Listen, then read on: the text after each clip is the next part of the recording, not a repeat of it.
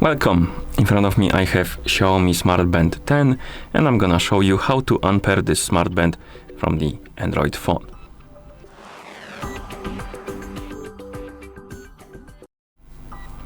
First thing we need to do is to open the Mi Fitness application on the phone that is paired with our smart band. So let's open the menu, look for the Mi Fitness application, and once you find the icon, tap on it to open the app. In the app, tap on device icon, and here you should see your XIAOMI Smart Band 10.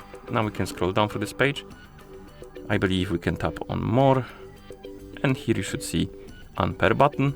Tap on it, tap on continue, and the smart band will disappear from the wearables or devices page. It will also reset itself to the factory default settings. We can close the app now, and that's how you unpair this smart band from the Android phone. Thank you for watching. If you found this video helpful, please consider subscribing to our channel and leaving a like on the video.